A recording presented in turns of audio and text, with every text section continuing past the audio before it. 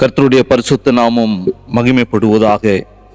பரிசுத்த யோவான் எழுதின சுவிசேஷம் 15ஆம் அதிகாரம் 7வது வசனம். நீங்கள் என்னிலும் என் வார்த்தைகள் உங்களிலும் நிலைத்திருந்தால் நீங்கள் கேட்டுக்கொள்வது எதுவோ அது உங்களுக்கு செய்யப்படும் என்று சொல்லி நாம் பார்க்கிறோம். கிறிஸ்துவுக்குள் அன்பான தேவனுடைய பிள்ளைகளை, இந்த வார்த்தையை ஆண்டவராக இயேசு கிறிஸ்து தன்னுடைய சீசர்களுக்கு சொன்னதான மிக முக்கியமான ஒரு வாக்குறுதியிலே ஒன்றாய் காணப்படுகிறது. அவர் சொன்னதான இந்த வார்த்தையிலே அவர் முக்கியமாக சொல்லப்பட்டது என்னன்னு சொன்னால், நீங்கள் நிலைத்திருங்கள்.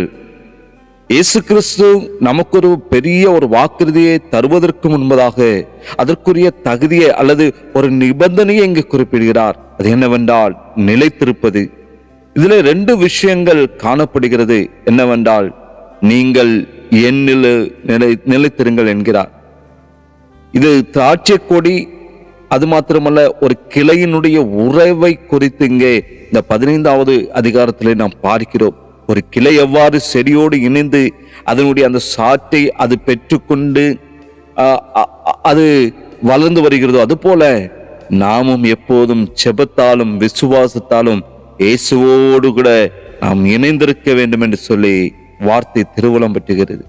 என் வார்த்தைகள் உங்களிலும், இயேசு கிறிஸ்துவனுடைய போதனைகளும் அவருடைய கற்பனைகளும் நம்முடைய சிந்தனையிலும் செயல்பாடுகளிலும் அன்றாட வாழ்க்கையிலும் அது ஆளுகை செய்ய வேண்டும். பரிசுத்த வேதாகமத்தினுடைய காணப்படும் அந்த வார்த்தையின்படி வாழுவதற்கு நம்மை தெய்வ சமூகத்திலே ஒப்பு கொடுக்க வேண்டும். அடுத்த பகுதியிலே பார்க்கிறோம், நீங்கள் கேட்டுக்கொள்வது எதுவோ அது உங்களுக்கு செய்யப்படும். நாமும் ஒவ்வொரு நாட்களும் ஆண்டவராகிய இயேசு கிறிஸ்துவனுடைய அந்த வார்த்தையோடு கூட ஒன்றாக இணைகிறதான பொழுது ஒரு பெரிய மாற்றமானது நம்முடைய வாழ்க்கையில நடக்கிறது. நாம் இயேசுவோடு கூட முழுமையாக இணைந்திருக்கிறதான பொழுது நம்முடைய சுயமாய் தோன்றுகிறதான ஆசைகள் முற்றிலுமாக மாற்றப்பட்டு கடவுளுடைய சித்தத்தின்படி நாம் ஒவ்வொரு நாளும் வாழுவதற்கு, அவருடைய அந்த ஆசையை நிறைவேற்றுவதற்கு அது ஒரு காரணமாய் அமைகிறது. மாத்திரமல்ல, நாம் கேட்கிறதான ஜெபங்கள், தெய்வ சமூகத்துல விண்ணப்பிக்கிறதான விண்ணப்பத்திற்கு, கடவுளுடைய விருப்பத்திற்கு உகந்ததாக அது காணப்படுவதனாலே அந்த ஜெபங்களுக்கு கடவுள் நிச்சயமாய் பதில் தருகிறவராய் காணப்படுகிறார். மிகவும் ஒரு சுருக்கமாக நாம் சொல்லுவோமானால், நாம் நினைப்பதை எல்லாம் கடவுள் நிச்சயமாய் தருவார் என்பது ஒரு மந்திர வார்த்தை அல்ல. மாறாக நாம் கர்த்தரோடு கூட இணைந்து வாழ்கின்றதான பொழுது நம்முடைய விருப்பமானது கர்த்தருடைய விருப்பமாக அது மாற்றப்படுகிறது. அப்போது நம்முடைய ஜெபங்கள் அனைத்தும் கேட்கப்பட்டு அது பரிபூர்ணமாய் நிறைவேறுகிறது என்று சொல்லி இந்த வார்த்தையின் மூலமாய் பரிசுத்த ஆவியானவர் நமக்கு உணர்த்தி காண்பிக்கிறார். நீங்கள் என்னிலும் என் வார்த்தைகள் உங்களிலும் நிலைத்திருந்தால் நீங்கள் கேட்டுக்கொள்வதுவோ அது உங்களுக்கு செய்யப்படும்.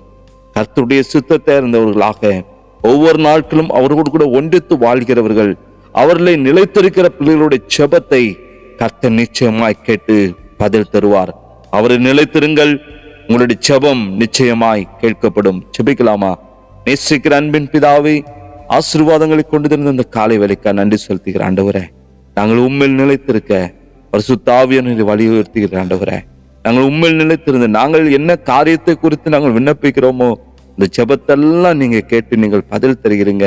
அதற்காக நாங்கள் உமக்கு நன்றி சொல்ற இந்த காலை வேளையில் ஆண்டவரே, உம்முடைய பிள்ளைகள் ஒவ்வொரு நாட்களும் உண்மையிலே நிலைத்திருந்து உமக்குன்னு வாழ உம்முடைய திருச்சன்னதியில விண்ணப்பிக்கிற ஜெபங்கள் பரிவர்த்தமாய் கேட்கப்பட்டு ஒரு மாறுதல் வெற்றி உண்டாக தகப்பனே, நீங்க அப்படிப்பட்ட கிருபைகளை யாவருக்கும் கொடுத்து வழிநடத்தும். ஆசீர்வதியும். இயேசுவின் நாமத்தை ஜெபிக்கிற நல்ல பிதாவே, ஆமேன், ஆமேன்.